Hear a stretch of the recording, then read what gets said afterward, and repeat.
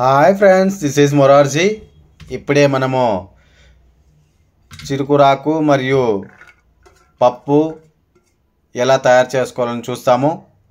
బాగా పప్పుని ఒక కప్పు తీసుకొని బాగా కడిగేసి ఆ తర్వాత ఎర్రగడ్డ, తెల్లగడ్డ మరియు పచ్చిమిరపకాయలు, ఆ తర్వాత టమాటాలు, 2 ఎండుమిరకాయలు వేసుకుంటే ఇంకొంచెం టేస్ట్ బాగుంటుంది.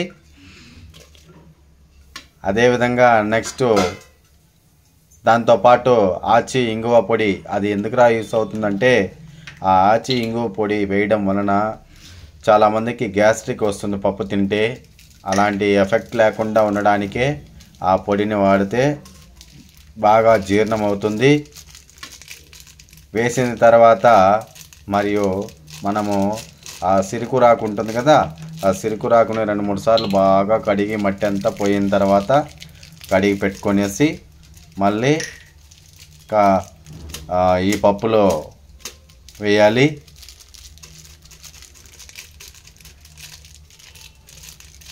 అదేవిధంగా ఇప్పుడు మనము వేసుకున్న తర్వాత ఇప్పుడు మనము కూరాకు వేస్తున్నాము. కూరాకు వేసిన తర్వాత కొంచెం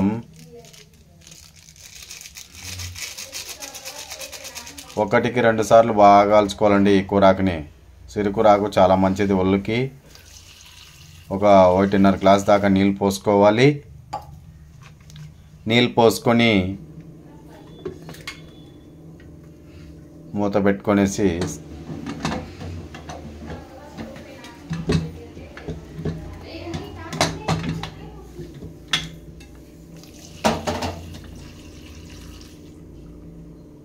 ఇప్పుడు స్టవ్ మీద పెట్టి ఫస్ట్ స్టవ్ ఆన్ చేసుకుందాము.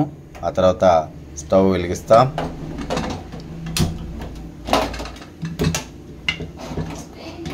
స్టవ్ వెలిగించిన తర్వాత మనకి మినిమం ఒక 5 విజిల్ రావాలండి.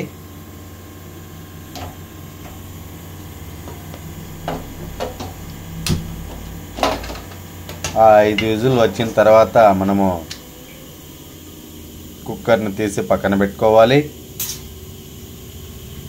5 విజిల్ వచ్చేంత వరకు మనం వెయిట్ చేయాలండి. ఇప్పుడే ఫస్ట్ విజిల్ వచ్చింది.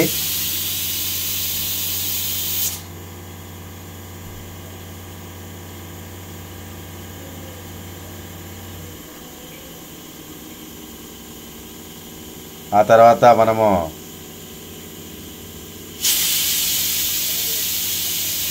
రెండో విజిల్ కోసం వెయిట్ చేస్తున్నాము. అదిగోనండి, రెండో విజిల్ కూడా వచ్చేసింది.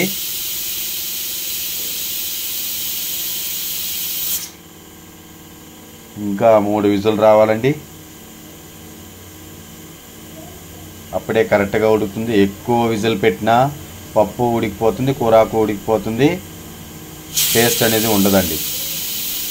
అది టేస్టే మారిపోతుంది.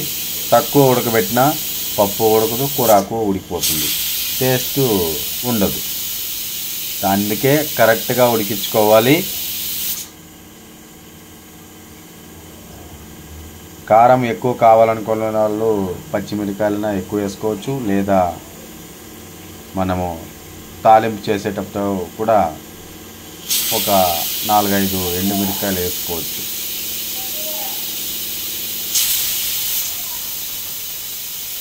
ఇదేనండి, ఇవి ఇప్పుడు చేస్తున్న మన పప్పు, అన్నము ఇవంతా మధ్యాహ్నానికి మాకు లంచ్కి.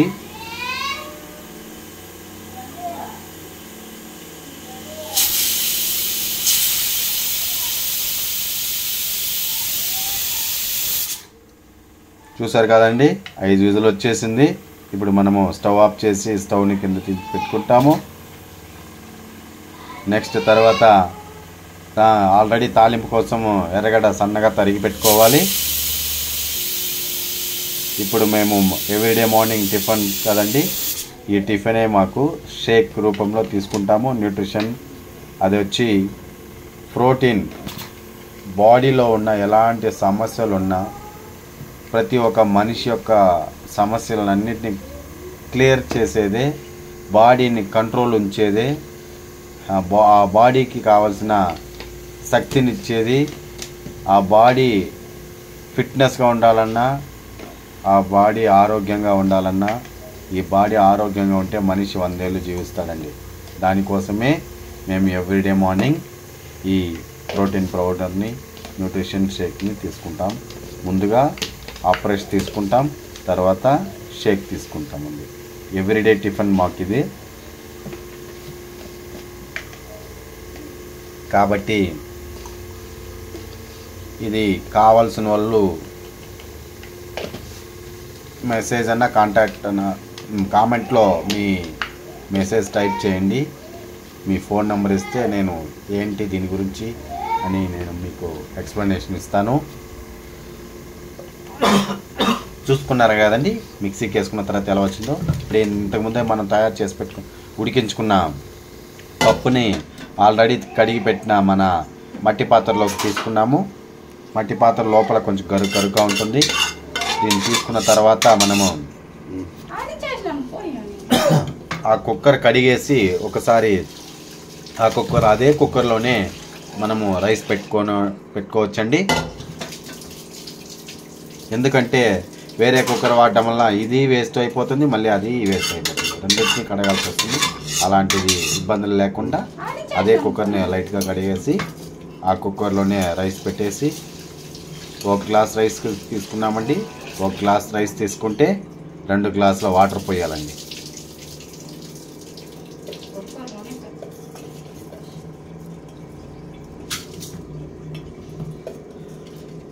చూస్తారు కదండి, ఇది వాయిస్ ఓవర్ అయితే నేను ఇస్తున్నాను. ఇది మొత్తం ముందుండి అంతా చేసిందంతా మా మేడం అండి. చూడండి, 1 గ్లాస్ నీళ్ళు పోసారు. ఇప్పుడు 2వ గ్లాస్ నీళ్ళు పోస్తున్నారు. ఇప్పుడు మూత పెట్టి స్టవ్ ఆన్ చేస్తారు.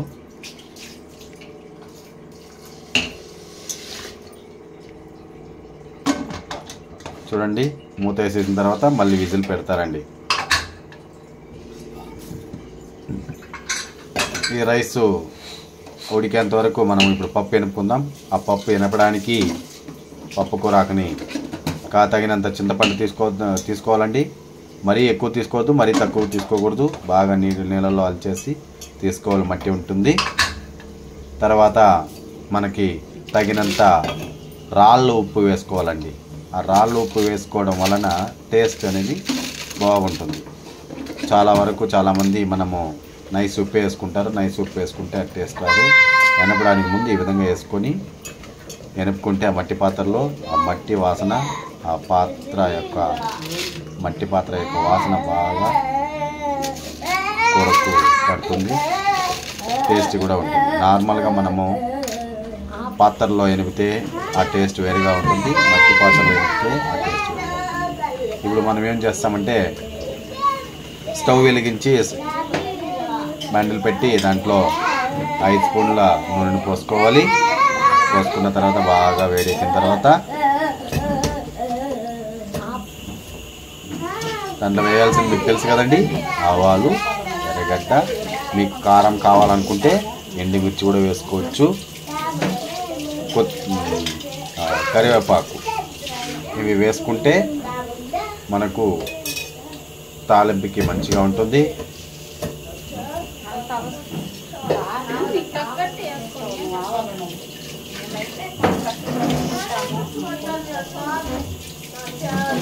చూడండి, ఇప్పుడు ఆవాలు వేస్తున్నాను.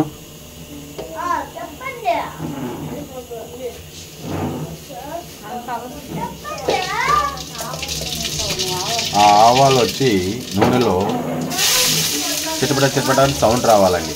వచ్చిన తర్వాతనే మనం ఎర్రగడ్డ వేయాలి. లేదనుకో ఆవాలు అట్లే ఉంటుంది, చేదుగా ఉంటుంది, కూర టేస్ట్ రాదు. చిటపట సౌండ్ వచ్చింది అనుకోండి, అప్పుడు చేదు ఉండదు, కూర టేస్ట్ వస్తుంది, గమగమని వాసన కూడా వస్తుంది. వేసుకున్న తర్వాత కరివేపాకు వేసామండి. కరివేపాకు వేసుకొని ఇప్పుడు కొంచెం కలబెడుతూ తర్వాత కొంచెం పసుపు పొడి వేసుకుంటాం. ఎందుకు కలబెడుతున్నామంటే పెద్ద పెద్ద ఉప్పులుగా ఉన్నాయి కదా కటింగ్ చేసినవి ఎర్రగడ్డ, అవి చిన్న చిన్నగా చేసుకుంటేనే కొంచెం మనకు తొందరగా అట్లా చేసుకుంటేనే మనకు కొంచెం త్వరగా కలర్ చేంజ్ అవుతుంది. కలర్ గోల్డ్ కలర్లో రావాలండి. ఆ కలర్ వచ్చిన తర్వాతనే మనము ఆల్రెడీ పెట్టుకున్న కూరాకు పప్పుని పోసుకోవాలి. ఇప్పుడు దాంట్లో కొంచెం పసుపు వేసుకుంటామండి. ఎందుకంటే ఆ గోల్డ్ కలర్ రావాలంటే, తొందరగా మెల్ట్ అవ్వాలంటే, ఆ కలర్ చేంజ్ అవ్వాలంటే తొందరగా పసుపు వేసుకుంటే తొందరగా మెల్ట్ అవుతుంది. చూడండి కావాలంటే మీరు.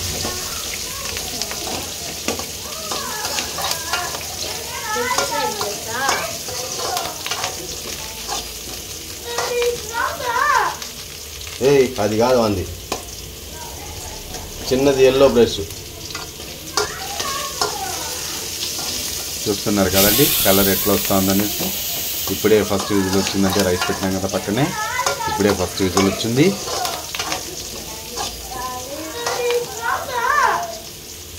అది కాదు అంది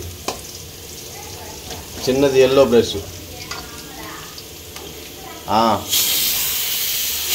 రెండో విజిల్ కూడా వచ్చేసిందండి.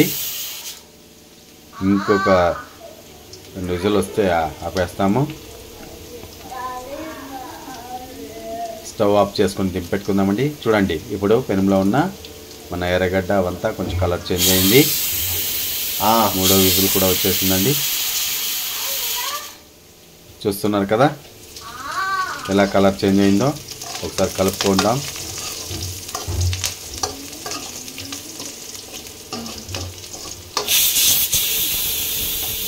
నాలుగో విజిల్ కూడా వచ్చేసిందండి రైసు.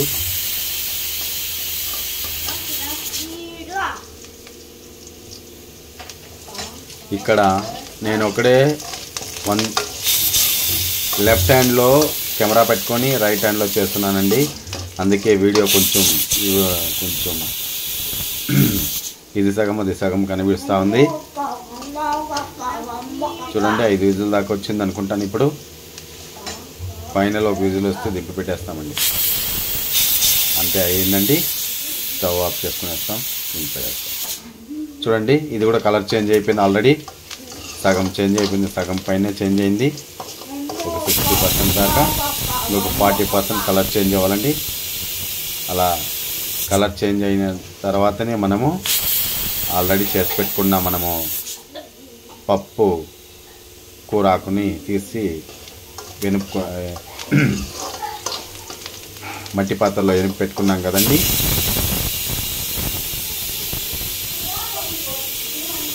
అది తీసుకొని బాగా గోల్డ్ కలర్ వచ్చిన తర్వాతనే మనము దీంట్లో చేసుకోవాలండి. తాలింపులో వేయాలి. అంతకుముందంతా వేయే కదండి. ఈ కలర్ కూడా చూడండి నేను ఎంతవరకు గోల్డ్ కలర్ వచ్చేంత వరకు వేస్తున్నాను కదండి, వేస్తాను కదా. అది చూసి మీరు కరెక్ట్గా అది ఫాలో కానీ చేసుకున్నారనుకోండి టేస్ట్ అంతా అద్భుతంగా వస్తుంది. ఇక ముగ్గుమల ఆడుతుంది, స్మెల్ కూడా బాగుంటుంది. సువాసన అనే మెయిన్. ఆ వాసన చూసే మనం ఏ హోటల్ కన్నా పోయి తినగలుగుతాం, వెళ్ళగలుగుతాం, చూడగలుగుతాం. ఒక వాసన సరిగా లేదనుకోండి పరిగెత్తుకొని వచ్చేస్తాం. చూడండి ఆల్రెడీ పెట్టుకున్న పప్పు కూరాకుని తీసి ఒకసారి కలుపుకొని అట్లా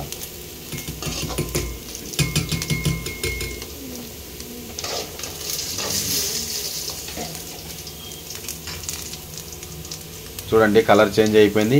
చూడండి ఎట్లా అయిందో. ఇప్పుడు ఆ పప్పుని వేసుకుందాం. కూరాకు పప్పుని పోసుకున్న తర్వాత బాగా ఒకసారి కలుపుకోవాలి. మీకు సాల్ట్ సరిపోయిందా లేదనేసి ఒకసారి చెక్ చేసుకొని కొంచెం సాల్ట్ వేసుకోవాలండి. వేసుకున్న తర్వాత కాస్త మరిగిన తర్వాత దించి పెట్టుకోవాలండి. ఆల్రెడీ రైస్ అయిపోయింది పక్కన.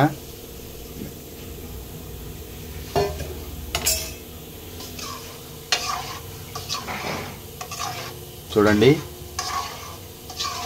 మరుగుతూ ఉంది, తెలుస్తూ ఉంది కదండి. ఆవిరిపోతూ ఉంది, మరుగుతూ ఉంది, పొంగు వస్తూ ఉంది. అలా మరిగే అప్పుడు కూర అయితే రెడీ అయిపోయిందండి. ఇప్పుడు చూడండి మా బాబుకి డైనో షేక్ ఇప్పిస్తున్నామండి. మా బాబు కొంచెం సన్నగా వీక్గా ఉన్నాడు, ఎనర్జీ లేదు. బ్రెయిన్ ఇమ్యూనిటీ పెంచుతుంది, బ్రెయిన్ని బాగా చురుకుదనం చేస్తుంది, కళ్ళుని బాగా బాగా కనిపించే విధంగా చేస్తుంది, ఎముకలకి బోన్స్కి శక్తినిస్తుంది, ఆకలి బాగా వేస్తుంది, బాగా తినొచ్చు. కొంచెం వెయిట్ హైట్కి తగ్గట్టు వెయిట్ ఉండాలండి, లేదంటే మనిషికి అనారోగ్యం వస్తుంది. అందుకే మా బాబుకి నేను డైనో షేక్ ఇప్పిస్తున్నాను. అది తాగడం వలన ప్రతి ఒక్క సమస్య నుండి విముక్తి పొందవచ్చండి. చాలామంది చాలా డయాబెటిక్ పేషెంట్లు, చాలా థైరాయిడ్లు ఉన్నవాళ్ళు, పసైకులు ఉన్నవాళ్ళు, ఫిట్స్ ఉన్నవాళ్ళు, నరాల వీక్నెస్ ఉన్నవాళ్ళు, మైగ్రేన్ ఉన్నవాళ్ళు, ఏ సమస్య ఉన్నా ఈ న్యూట్రిషన్ తీసుకుంటే వాళ్ళకి త్వరగా సెక్యూర్ అవుతుందండి. వాళ్ళ రిజల్ట్ని వాళ్ళే చూడవచ్చు. డాక్టర్లు చేయలేనిది మన ఈ న్యూట్రిషన్లో దొరుకుతుందండి.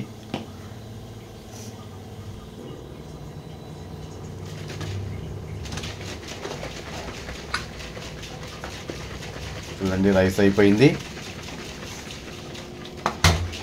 ఓకేనండి.